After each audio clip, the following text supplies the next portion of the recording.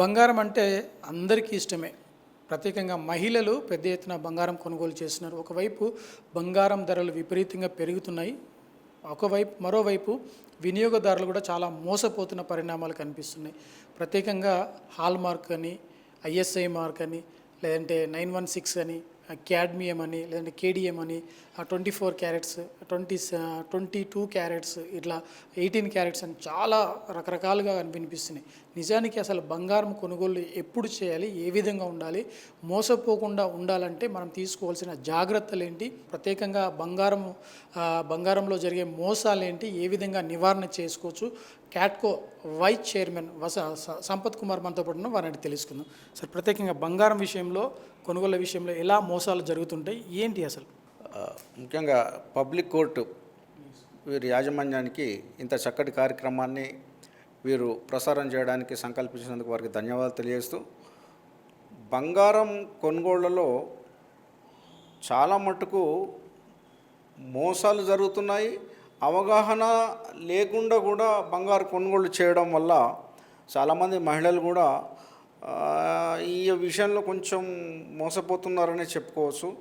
ఎందుకంటే ప్రపంచ దేశాల ఆర్థిక పరిస్థితినే తారుమారు చేసేది బంగారం. ముఖ్యంగా మన భారతదేశము బంగారానికి ప్రసిద్ధి. ఎందుకంటే మన యొక్క దేవతలను కూడా, లక్ష్మీదేవిని కూడా బంగారు ఆభరణాలతో మనం పోలుస్తాము. బంగారు ఆభరణాలు అనేది మన మహాభారత రామాయణ కాలం పూర్వం నుండి కూడా మన వద్ద నగలు చేస్తున్నట్లుగా మన దగ్గర రుజువులు ఉన్నాయి. ఈ మధ్యన కూడా పద్మనాభస్వామి టెంపుల్లో కూడా మనకు దొరికిన ఆభరణాలు, అనేక రకమైన డిజైన్ల ఆభరణాలు కొన్ని వేల సంవత్సరాల క్రితమే చేసినట్లుగా మనకు రూఢి ఉన్నాయి. రామదాస్ కూడా జైలు పాలు కావడానికి కారణం కూడా భద్రాచల రామునికి ఈ యొక్క పచ్చల పథకము అవన్నీ ఆ యొక్క నిజాం రాజుకు తెలియకుండా చేయించినందుకే అవి కూడా రికార్డులో మన దగ్గర ఉన్నాయి. కనుక భారతదేశం అనేది బంగారానికి ప్రసిద్ధి. బంగారు ఆభరణాలు ధరించడానికి కూడా భారతదేశమే ప్రథమంగా మనం చెప్పుకోవచ్చు. ముఖ్యంగా ఈ యొక్క బంగారు నగలు చేయించడంలో ఈ మధ్యన మోసాలు వస్తున్నాయి కదా.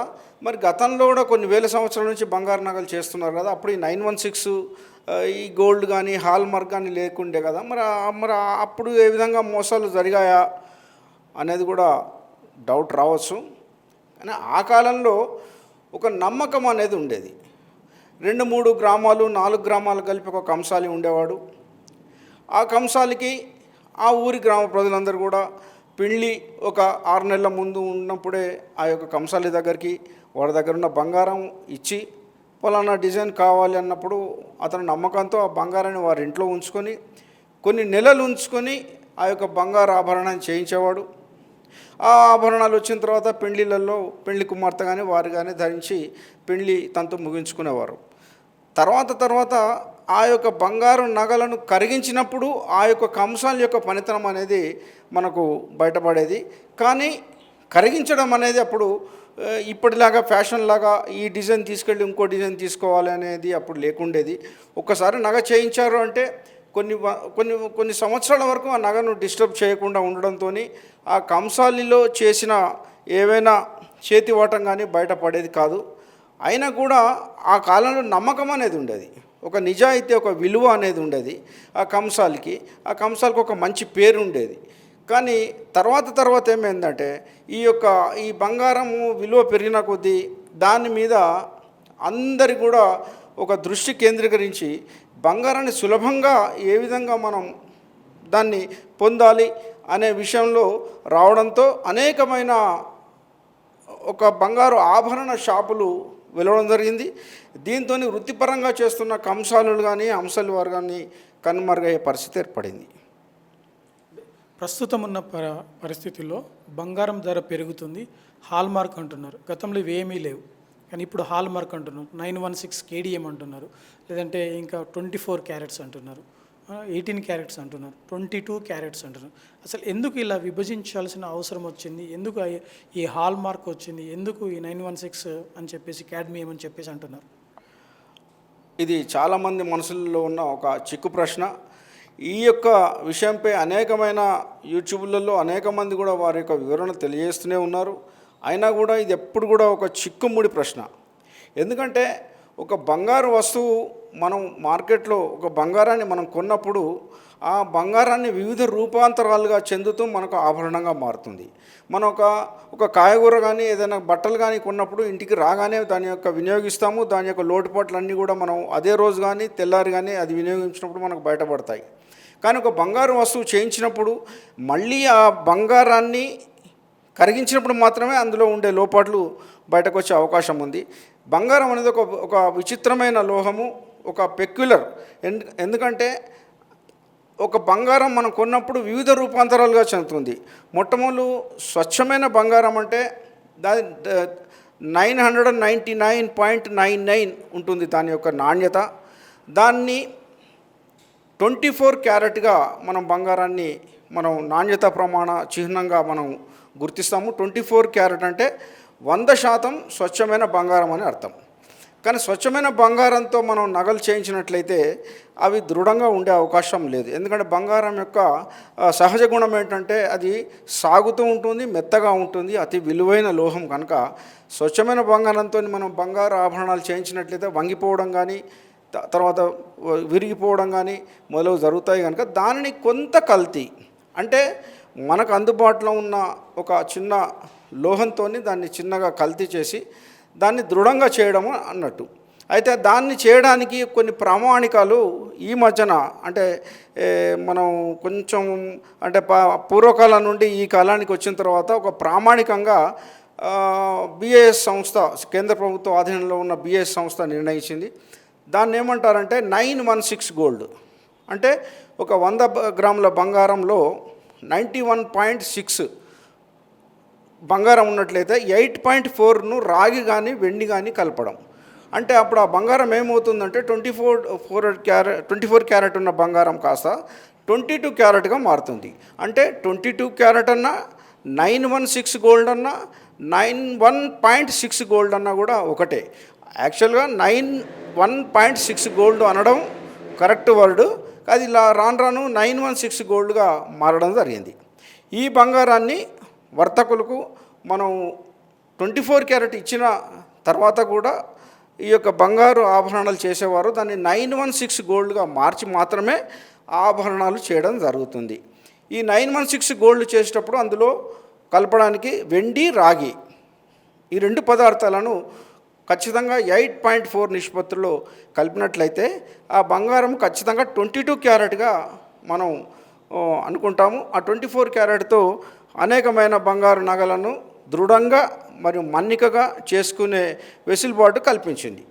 ఇందులో ఈ 916 గోల్డ్తో పాటుగా కొంత ఆర్థిక పరిస్థితి తక్కువ ఉన్న వారికి అందుబాటులో 18 క్యారెట్ అది కూడా లభ్యమవుతుంది. అది 75% గోల్డ్ ఉంటే 25% రాగి కానీ వెండి కానీ కలపడం. దానికంటే ఇంకా ఆర్థిక పరిస్థితి లేని వాళ్లకు 14 క్యారెట్ కూడా లభ్యం ఉంది. ఇది 58.5 బంగారం ఉంటే 41.5 రాగి కానీ వెండి కానీ కలిపినట్లయితే అది 14 క్యారెట్ అవుతుంది. 25% కలిపినట్లయితే 18 క్యారెట్, 8.4% మిగతా లోహాలు కలిపినట్లయితే అది 916 గోల్డ్. ఒరిజినల్ బంగారాన్ని 999.9ను 24 క్యారెట్గా పరిగణిస్తూ ఉంటారు. క్యాడ్మియం కలిపి కూడా బంగారు ఆభరణాలు తయారు చేస్తున్నారు. అసలు ఈ క్యాడ్మియం ఏంటి, ఎందుకు కలపాల్సి వస్తుంది, ఒకవేళ కనుక ఈ కలపడం వలన వినియోగదారులు ఏమైనా నష్టపోతారా? ఇది చాలా మటుకు ప్రతి ఒక్కళ్ళు కూడా మహిళలు కానీ తెలిసిన వ్యక్తులు కానీ ఈ కేడిఎం బంగారం అనేదాన్ని బోర్డులపై కానీ వారి యొక్క బ్రోచర్లపై కానీ రాసి ఉంచుతున్నారు. కేడిఎం అనే యొక్క వర్డింగ్ అనేది అసలు లేదు, డిక్షనరీనే లేదు. కేడిఎం అనేది యాక్చువల్గా క్యాడ్మియం అనే ఒక ధాతువుతో ఈ బంగారాన్ని అంటించే ప్రక్రియ ఈ మధ్యనే మొదలైంది. ఈ క్యాడ్మియం అనే ఒక ధాతువుతో అంటించడం ఎందుకు అనంటే ఈ క్యాడ్మియం అనేది అత్యధిక వేడిలో కరగదు, చాలా తక్కువ వేడితో కరిగించే అవకాశం ఒకటి ఉంది. తర్వాత ఇది చాలా ప్రకాశవంతమైన లోహం, చాలా దృఢమైన లోహం ధాతువు. ఈ ధాతువుతో 2 బంగారాల ముక్కలను అతికించడం వల్ల అది దృఢంగా ఉంటుంది. మరి అటువంటిప్పుడు ఒక అనుమానం రావచ్చు, మరి బంగారాన్ని అంటించేప్పుడు మళ్ళీ బంగారంతో కూడా అంటించవచ్చు కదా అని. అయితే మనం తయారు చేసే వస్తువు 91.84 బంగారం కనుక అంతకంటే ఎక్కువ దృఢంగా ఉన్న పదార్థంతో అంటించినప్పుడే ఆ యొక్క బంగారు నగ నాణ్యత ఉంటుంది. మరి అంతకంటే ఎక్కువ దృఢంగా నాణ్యత ఉన్న ధాతువును అంటించడం గతంలో ఉండేది. అంటే అనాది కాలంలో ఒక బంగారానికి ఒక నిష్పత్తిలో కొంత బంగారం తీసుకొని రాగి వెండి కలిపి దాన్ని 916 పాయింట్గా మార్చి అంటించే ముందు మళ్ళీ అంటించడానికి దానికంటే ఎక్కువ కల్తీ ఉన్న బంగారంతో అంటించాలి. అటువంటప్పుడు ఏమవుతుంది, 916 ఉన్న బంగారం కాస్త అది ఏమవుతుందంటే 18 క్యారెట్గా మారిపోతుంది. ఎందుకంటే అంటించిన రవ్వలు పెరిగిన కొద్దీ ఆ బంగారు నగ యొక్క నాణ్యత తగ్గిపోతుంది. అప్పుడు ఆ బంగారం 916 22 క్యారెట్ ఉన్న కాస్త పోయి 18 క్యారెట్గా మారే అవకాశం ఉంది. కనుక దీన్ని నివారించడానికి శాస్త్రజ్ఞులు కొన్ని ధాతువులను కనుక్కున్నారు. అందులో ఎక్కువ ఈ క్యాడ్మియం అనే ఒక ధాతు మూలం. ఈ ధాతువుతో అంటించడంతో ఏమవుతుందంటే ఈ రెండు బంగారాలను అంటించడంలో చాలా దృఢంగా ఉండేది, తర్వాత ప్రకాశవంతమైంది, తర్వాత మళ్ళీ ఆ బంగారాన్ని కరిగించినప్పుడు అది ఆటోమేటిక్గా ఆవిరైపోతుండే, అంటే బంగారం కలుషితం కాకుండా ఉండేది. ఇది కొన్ని రోజుల వరకు బిఏఎస్ కూడా దీన్ని అనుమతించి 916 గోల్డ్ కేడిఎం బంగారం లభించునని ఆభరణాల షాప్ వాళ్ళు బోర్డులు కూడా పెట్టుకోవడం, బ్రోచర్లు ప్రింట్ చేయడం, పబ్లిక్ కూడా కేడిఎం అనేది ఒక బంగారం అనుకొని చాలామంది కొనడం జరిగింది. కానీ ఈ క్యాడ్మియంతో సోల్డరింగ్ చేసినప్పుడు దాని ద్వారా వచ్చే వాయువులతోని ఆ యొక్క పనివారికి కానీ కంసలి వారికి కానీ క్యాన్సర్, క్షయ మొదలగు వ్యాధులు రావడం, ఆ గ్యాస్ పీలవడంతో, తర్వాత దాన్ని రాపిడి చేసినప్పుడు చేతుల మీద పడి అది ఒక చర్మ సంబంధమైన వ్యాధులు, చర్మ క్యాన్సర్లకు రావడం, తర్వాత దాన్ని కొన్ని సంవత్సరాల వరకు మహిళలు గాజులు కానీ చేసి వేసుకున్నప్పుడు కూడా చర్మ సంబంధమైన వ్యాధులు వచ్చి అది క్యాన్సర్కు మూలంగా కావడం గమనించి ఇప్పుడు బ్యూరో ఆఫ్ ఇండియన్ స్టాండర్డ్స్ ఏదైతే కేంద్ర ప్రభుత్వ ఆధీనంలో ఉన్న సంస్థ, హాల్మార్క్ ఇచ్చే సంస్థ, దాన్ని బ్యాన్ చేయడం జరిగింది. దాన్ని చేయడంతో ఇప్పుడు ఈ బంగారాన్ని అంటించడానికి మరికొన్ని ధాతువుల యొక్క లిస్టును బిఐఎస్ ప్రకటించింది. దాన్ని ఇండియన్ స్టాండర్డ్స్ IS 3095 అని మనం గూగుల్లో చేస్తే ఈ బంగారాన్ని అంటించడానికి సరి అయిన ధాతువులు ఏమేమి ఉన్నాయో ఆ ధాతువులు ఆ లిస్టులో ఉన్నాయి. వాటిని ఉంచి బంగారాన్ని అంటించినట్లయితే బంగారం యొక్క నాణ్యత అనేది చెడిపోకుండా ఉండడానికి బిఎస్ సంస్థ కొన్ని గుర్తులను కేటాయించింది. అంటే ప్రత్యేకంగా బంగారం కొనేటప్పుడు మహిళలు కానీ వినియోగదారులు కానీ కనీస అవగాహన ఉండాల్సిన అవసరం ఉంది. ఆ అవగాహన ఏంటి, అవగాహన లేమితో మోసపోయే విధానం ఏంటి? ఇప్పుడు ఈ బంగారంలో మోసపోతున్నదని గమనించి కేంద్ర ప్రభుత్వము తన ఆధీనంలోని bureau of Indian standards BIS అనే సంస్థను దీనికి ప్రేరేపించి దీనికి హాల్ మార్క్ అనే ఒక ముద్రను ఇవ్వడానికి తగిన ఆదేశాలను కేంద్ర ప్రభుత్వం ఇవ్వడం జరిగింది. దీని ద్వారా ఆ BIS సంస్థ ఒక బంగారు నగలపై ఈ యొక్క BIS యొక్క హాల్ మార్క్ ముద్రలు కంపల్సరీ ఉండాలి అనే దాన్ని ఒక శాసనాన్ని తీసుకొచ్చింది. కానీ అప్పుడు మ్యాండేటరీ కాదు, ఎవరైనా ఇష్టం ఉన్న వాళ్ళు చేయొచ్చు, ఇష్టం లేని వాళ్ళు చేయకపోయినా అనేది కాదు. ఎందుకంటే వారి ఇష్టం ఉంటే చేయొచ్చు అనేది ఉండే కొన్ని రోజులు. తర్వాత 15/6/2021 నుండి ఈ యొక్క చట్టం అనేది మ్యాండేటరీ చేసింది. అంటే ఖచ్చితంగా ఈ యొక్క BIS హాల్ మార్క్ అనేది ప్రతి ఒక్క నగల వర్తకుడు ఖచ్చితంగా BIS హాల్ మార్కును ఖచ్చితంగా తను నమోదు చేసుకోవాలి. లేనట్లయితే దాన్ని చట్టపరంగా శిక్షలు కూడా వేయడం జరుగుతుందని ఈ BIS సంస్థకు సంపూర్ణమైన అధికారాలను కేంద్ర ప్రభుత్వం ఇవ్వడం వల్ల ఈ యొక్క 15/6/2021 నుండి ఇది చట్టపరంగా అయింది. ఇప్పుడు ఏ బంగారు వస్తువులు, ఏ బంగారు నగ తయారు చేసినా కూడా ఆ యొక్క ఆభరణంపై, ఎంత చిన్న ఆభరణం పైన కూడా మ్యాక్రో ద్వారానైనా కూడా ఈ యొక్క BIS హాల్ మార్క్ ముద్రలు కంపల్సరీ దాని మీద ఉండి తీరాలి. అంటే ఈ మహిళలు కొనేటప్పుడు ఆ హాల్ మార్క్ ముద్రలు చూసిన తర్వాతనే అది హాల్ మార్క్ ఉందా లేదా నిర్ధారణ అయిన తర్వాత కొనడంతో ఇది కల్తీ లేని బంగారాన్ని కొనే అవకాశం కల్పించబడింది. అయితే 1 ఏప్రిల్ 2023 మళ్ళీ దీన్ని కొన్ని సవరణలు, ఆ ముద్రలలో కొన్ని సవరణలను మళ్ళీ చేసింది. అంతకుముందు ఒక 4-5 ముద్రలు ఉండే, అప్పుడు కొంచెం కన్ఫ్యూజ్గా ఉండే. ఇప్పుడు ఖచ్చితమైన 3 ముద్రలే ఈ యొక్క బంగారంపై వేయడానికి కొన్ని మార్పులు చేసింది బిఐఎస్ సంస్థ. అదేంటి అంటే 3 ముద్రలలో ఫస్ట్ ముద్ర ఒకటి బిఐఎస్ యొక్క ముద్ర, బిఐఎస్ యొక్క లోగో ముద్ర కంపల్సరీ ఉంటుంది. తర్వాత బంగారం యొక్క స్వచ్ఛతను తెలియజేసే ముద్ర. అంటే ఇప్పుడు 22K916 అంటే అది 22 క్యారెట్ బంగారము 916 నాణ్యత కలిగి ఉంది. లేదా 18K750 అనడంతో 18 క్యారెట్, లేదా 14K58.5 అంటే 585 ముద్ర. ఇదొక ముద్ర ఉంటుంది. దాని తర్వాత హెచ్యుఐడి అంటే hall mark unique identification, HUID అనే ఒక ముద్ర 6 డిజిట్లతోని అదొక ముద్ర ఉంటుంది. అంటే మొత్తం 3 ముద్రలు ప్రతి ఆభరణంపై వేయాలని బిఐఎస్ సంస్థ కేంద్ర ప్రభుత్వ ఆదేశాలతో దీన్ని పాస్ చేయడం జరిగింది. అంటే ప్రతి మహిళ ఏదైనా షాపులో మనం చేయించిన ఈ 3 ముద్రలు ఉన్నట్లయితే అది స్వచ్ఛమైన బంగారం కింద మనం ట్రీట్ చేయవచ్చు. అయితే ఈ ముద్రలలో అర్థం ఏంటి అంటే బిఐఎస్ సంస్థ నిర్ధారించినట్లుగా మొదటి ముద్ర తెలియజేసినట్లయితే రెండవ ముద్ర ఇది ఎన్ని క్యారెట్ల బంగారం అనేది తెలియజేస్తుంది.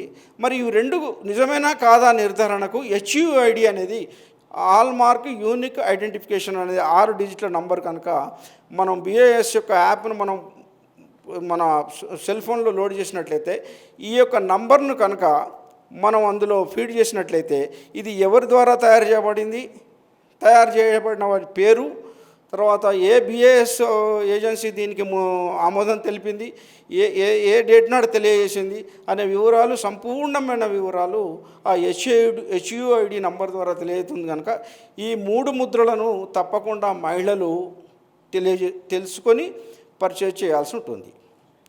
ఇప్పుడు మీరు అడిగిన ఏ విధమైన జాగ్రత్తలు అన్నారు. ఇవి ఉన్నంత మాత్రాన మనం నిజమైన బంగారం అని మనం అనుకోవడానికి వీల్లేదు. ఎందుకంటే ఈ మధ్యన కొంతమంది ఇండ్లు కాలిపోయాయని, తర్వాత దొంగలు పడ్డారని, బిజినెస్లో లాస్ అయిందని చెప్పి కొన్ని బంగారు వస్తువులను తీసుకొచ్చి ఈ 3 ముద్రలు చూపుతూ తక్కువ రేటుకే ఇస్తామని చెప్పి అమ్మడం జరుగుతుంది. ఈ 3 ముద్రలు కూడా వేయడానికి కొన్ని బోగస్ సంస్థలు కూడా మైక్రో మిషన్స్ ద్వారా చేయడం జరుగుతుంది. కనుక తప్పకుండా ఆ ముద్రలను హెచ్ఐడి నంబర్ను కంప్యూటరైజ్లో చూసిన తర్వాత మాత్రమే కొనాలి. దాదాపుగా ఈ దొంగతనంగా వచ్చే బంగారు ఆభరణాలను దయచేసి కొనకూడదని మేము వినోదాల సంఘాల తరఫు నుంచి తెలియజేస్తున్నాము. ఆథరైజ్డ్ డీలర్ పేరొందిన షాపులనే మనం ఇవి కొనాలి, వాటిని నిర్ధారణ చేసుకోవాలి. ఇంకొకటి ఏంటంటే మీరు జాగ్రత్తలు అన్నారు కనుక కొన్ని జాగ్రత్తలు చెప్పాల్సి వస్తుంది. ఇప్పుడు ఎప్పుడైతే మన బిల్లు రేజ్ అవుతుందో, బిల్లు రేజ్ అయినప్పుడు ఇప్పుడు మనం ఒక 2 గ్రాముల 307 మిల్లీగ్రాముల ఉంగరం మనం తీసుకున్నాము, నిర్ధారణ అయింది, దాని అమౌంట్ పే చేసాం. పే చేసే టైంకు ఆ బిల్లు కొట్టే టైప్ చేసే అతని వ్యక్తి 2 గ్రాముల 703 అని పొరపాటున బిల్లులో టైప్ చేశాడు అనుకుందాం. మిల్లీగ్రాములే బంగారం, 2 గ్రాముల 307 గ్రాముల బంగారం మనం తీసుకొని అక్కడ మాటల సందర్భంలో మాట్లాడుతున్నప్పుడు ఆ టైప్ చేసే వ్యక్తి, బిల్లు చేసే వ్యక్తి 2 గ్రాముల 703 గ్రాములని వాళ్ళు టైప్ చేసినట్లయితే మనకు దాదాపుగా 2,500 రూపాయల డిఫరెన్స్ వస్తుంది. కనుక బిల్లు చేసేటప్పుడు కూడా మనం కొన్న బంగారం యొక్క వెయిట్ను మనం రాసుకొని మళ్ళీ అదే వెయిట్ బిల్లు మీద ఉందా లేదా సరి చూసుకోవాల్సిన బాధ్యత ఉంది. తర్వాత ముఖ్యంగా షాప్ వాళ్ళు కూడా తరుగు వాల్యుబుల్ అడిషన్స్ అని చెప్పి వేస్తున్నారు. 15, 20, 28% వరకు వేయడం జరుగుతుంది. ఎందుకంటే బిఏ స్టాండర్డ్ ప్రకారంగా తరుగు, తూనికల కొలతల శాఖ ప్రకారంగా తరుగు అని వేయడానికి వీల్లేదు. కనుక వాల్యుబుల్ అడిషన్స్ అని చెప్పి వాళ్ళ ఇష్టం ఉన్నంత కూడా తరుగు వేయడం జరుగుతుంది. అక్కడ కొంచెం బార్గెన్ చేసి రేటు విషయంలో కొన్ని షాపులను మీరు చెక్ చేసుకొని ఆ యొక్క రేటు తీసుకోవాల్సిందిగా మేము విజ్ఞప్తి చేస్తున్నాం. ఈ తీసుకోవాల్సిన జాగ్రత్తల్లో మరీ ముఖ్యమైనది, మనం షాపులకు వెళ్ళినప్పుడు ఆ యొక్క బంగారు నగలపై రాళ్ళు ఉంటాయి. అప్పుడు అతను ఏమంటాడంటే బంగారు నగల వర్తకుడు ఆ రాళ్లతో పాటు బంగారాన్ని జోకి ఇందులో తరుగు ఉండదు, మజూరి ఉండదమ్మా అని ఇచ్చేస్తాడు. మనం అప్పుడు తరుగు మజూరు లేదనే సంతోషంతో ఆ రాళ్లతో పాటు మనం బంగారానికి ధరం కట్టించి మనం తీసుకుంటాము. కనుక రాళ్ల ఖరీదు బంగారం కంటే చాలా తక్కువ ఖరీదు కనుక దయచేసి అటువంటి తీసుకున్నప్పుడు రాళ్ల ఖరీదు చూపెట్టాలి. తర్వాత బంగారం యొక్క విలువ కూడా బంగారాన్ని చూపెడుతూ ఆ యొక్క బంగారాన్ని మనం తీసుకోవాల్సి ఉంటుంది. ఈ విషయంలో మహిళలు జాగ్రత్త పడాలి. తర్వాత ఇంకొకటి, మనం ఒక్కొక్క మహిళలు ఏం చేస్తారంటే 24 క్యారెట్ నా దగ్గర ఉంది, నేను కొన్నాను. మహిళలు సామాన్యంగా కొంత సేవింగ్ చేసుకొని 24 క్యారెట్ బంగారాన్ని బిస్కెట్ కానీ కాయిన్ కానీ కొని పెట్టుకుంటుంటారు. వారు ఏం చేస్తారంటే షాపులకు వెళ్ళినప్పుడు ఒక నగను ఇష్టపడ్డప్పుడు వారితో చెప్తారు, నా దగ్గర ఒక 10 గ్రామ్స్ కాయిన్ ఉంది, లేదా 20 గ్రామ్స్ కాయిన్ ఉంది 24 క్యారెట్ది, ఇది ఇచ్చి నాకు బంగారం ఇవ్వమని అనడం జరుగుతుంది. అప్పుడు ఆ బంగారు వర్తకుడు ఏం చేస్తారంటే ఈ 24 క్యారెట్ బంగారాన్ని తీసుకొని అదే వెయిట్తోని 916 గోల్డ్ బంగారం ఇచ్చి దాని మీద మళ్ళీ తరుగు మజూరు చూపెట్టడం జరుగుతుంది. ఇది చాలా మటుకు ఎక్కువ అవగాహన లేని వ్యక్తులకు నా బంగారం ఇచ్చాను, నాకు ఇంకో బంగారం వచ్చింది కదా అన్న సంతోషంతో ఉంటారు. కానీ ఇక్కడ మీరు పే చేసింది 24 క్యారెట్ బంగారం, వారు ఇచ్చింది 916 బంగారం ఇస్తూ దానిపై మళ్ళీ తరుగు మళ్ళీ మజూరీ, అంటే దాదాపుగా ఒక 10,000 రూపాయల వరకు మీరు ఎక్కువ పే చేయడం జరుగుతుంది. కనుక మీరు 24 క్యారెట్ బంగారం ఇచ్చినప్పుడు ఆ 24 క్యారెట్ బంగారాన్ని అక్కడ డిస్ప్లే అవుతున్న అప్పటి మార్కెట్ రేటుతో రాసి 916 గోల్డ్ బంగారాన్ని కూడా పక్కన రాసి అందులో ఇది మైనస్ చేసిన తర్వాత ఆ డిఫరెన్స్ అమౌంట్ను బట్టి మీరు పేమెంట్ చేయాల్సి ఉంటుంది. ఇది కూడా మహిళలు దీన్ని గమనించాల్సి ఉంటుంది. తర్వాత 18 క్యారెట్ బంగారాన్ని కూడా 24 క్యారెట్ కింద అమ్మే ప్రయత్నం చేస్తుంటారు. ఇది కూడా చాలా మీరు గమనించాల్సి ఉంటుంది. తర్వాత మోరోవర్ కొంతమంది ఇంతకుముందు చెప్పడం జరిగింది, ఇల్లు కాలిపోయాయని, తర్వాత దొంగలు పడ్డారని, బిజినెస్ లాస్ అయిందని చెప్పి ఒక బంగారు ఆభరణంపై ఈ 3 గుర్తులు, ఏది లోగో ప్లస్ ఈ స్వచ్ఛత మరియు హెచ్ఐడి నంబర్తో సహా తీసి మనకు చూపెడుతూ అమ్మడానికి ప్రయత్నం చేస్తారు. ఈ 3 గుర్తులు కూడా గతంలో ఎవరి దగ్గరనో ఉన్న హెచ్ఐడి నంబర్ను మనం ఆ బంగారంపై ముద్రించి అమ్మడంతో మనం ఏమనుకుంటామంటే హెచ్ఐడి నంబర్ ఉంది కదా అని కొనడం జరుగుతుంది. కానీ అది డూప్లికేట్ బంగారం. దాన్ని మనం యాప్లో చూడకుండా కొన్నట్లయితే ఆ బంగారం యొక్క వివరాలు వేరే వస్తువు యొక్క రికార్డ్ అయి ఉంటాయి. కనుక మీరు అటువంటి వస్తువుల జోలికి పోకుండా దయచేసి ఆథరైజ్డ్ షోరూమ్లనే మీరు కొనవలసిందిగా మేము వినియోగదారుల సంఘాల తరఫున కోరుతున్నాం. అదేవిధంగా మహిళలు మార్కెట్లో వెళ్ళేటప్పుడు కానీ అనవసరమైన కార్యక్రమాలకు కానీ మెడలో బంగారు ఆభరణాలు వేస్తూ ప్రదర్శించడానికి వెళ్ళడం ఈ కాలంలో అంత మనం చెప్పుకోదగ్గ విషయం కాదు. ఎందుకంటే ప్రస్తుత పరిస్థితుల్లో అందరికంటే కూడా సులభంగా డబ్బు సంపాదించాలంటే దొంగలకు ఈ బంగారం ఒకటే మార్గం. 2 సెకండ్లు 2 నిమిషాలు దాని మీద కష్టపడితే కనీసం 1 లక్ష 2 లక్షల రూపాయలు అవలీలగా సంపాదించడానికి మూల ఒక మంచి కారణం ఏంటంటే బంగారాన్ని అపహరించడం.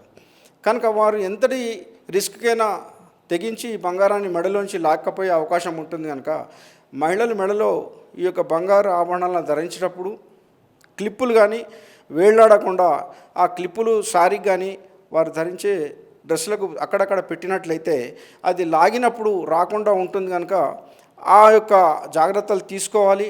ఇంకొకటి, ఫంక్షన్లలో ఎన్నో రకాల చైన్లు వేసుకొని, సరే ఫంక్షన్ అన్నప్పుడు ఆడవాళ్ళకి ఇష్టమైన బంగారం కనుక వారు వేసుకోవడం అనేది సహజం. వేసుకున్నప్పుడు వీరు ఏం చేస్తారంటే బాత్రూంలోకి వెళ్ళినప్పుడు కానీ ఒంటరిగా వెళ్తుంటారు. అక్కడ ఉండే కొంతమంది ఎవరైతే ప్రొఫెషనల్స్ దొంగలు ఉంటారో ఆ యొక్క ఫంక్షన్ హాల్ వాళ్ళతో కుమ్మక్కైపోయి ఆ పరిసర ప్రాంతాల్లో లైట్లు రాకుండా చేసి లాక్కొని పారిపోయే సన్నివేశాలు చాలా జరిగాయి. కనుక ఆ ప్రదేశాలకు బాత్రూమ్ కానీ ఎటన్నా పోయినప్పుడు నగలు వేసుకొని మహిళలు బాత్రూంలకు కానీ వాష్రూమ్లకు కానీ వెళ్ళేటప్పుడు పక్కన ఇంకెవరైనా తీసుకొని వెళ్ళాలి. తర్వాత పిల్లల మెడలలో బంగారు వస్తువులు వేసి పిల్లలను అట్లా ఆడుకునేటందుకు వదిలిపెడతారు. చాలామంది దొంగలు కూడా పిల్లలకు చాక్లెట్ ఆశ చూపి ఆ బంగారు ఆభరణాలను తీసుకుపోయే అవకాశం ఉంటుంది. తర్వాత కొంతమంది అమ్మాయిలు బంగారు నగలు వేసుకొని ఫంక్షన్లకు వెళ్ళి సెల్ ఫోన్ మాట్లాడుకుంటూ నిర్జన ప్రదేశాలకు చీకట్లో వెళ్ళి ఒంటరిగా మాట్లాడుకుంటూ ఉంటారు. అటువంటి అవకాశాన్ని కూడా ఎవరు చేజార్చుకోరు. కనుక ఆ టైంలో మెడలో వచ్చి లాక్కపోయే అవకాశాలు ఉంటాయి. కనుక ఈ బంగారు ఆభరణాలను కొనడం దానికి ఎంత ప్రాముఖ్యత ఇచ్చారో వాటిని కాపాడుకోవడం కూడా చాలా ఇంపార్టెంట్ కనుక ప్రతి ఒక్క మహిళ ఈ జాగ్రత్తలు తీసుకోవాలి. తర్వాత కొన్న బిల్లు, ఇప్పుడు మనం కొన్ని వస్తువులు ఒక టీవీ కానీ ఒక ఫ్రిడ్జ్ కానీ కొన్నప్పుడు ఆ బిల్లు ఆ యొక్క గ్యారంటీ పీరియడ్ వరకే దాని యొక్క ప్రభావం ఉంటుంది. ఆ గ్యారంటీ పీరియడ్ అయిన తర్వాత ఆ బిల్లు ప్రభావం ఉండదు. కానీ నగలకు ఆ విధంగా కాదు. బంగారు నగ ఉన్నంతకాలం, బంగారు నగ అమ్మిన షాపు ఉన్నంతకాలం కూడా ఆ బిల్లుకు విలువ ఉంటుంది. కనుక బంగారు నగ ఉన్నంతకాలం మళ్ళీ దాన్ని కరిగించేంత వరకు ఆ బిల్లును, ఆ యొక్క గ్యారంటీని తప్పకుండా మీరు భద్రపరచుకోవాలి.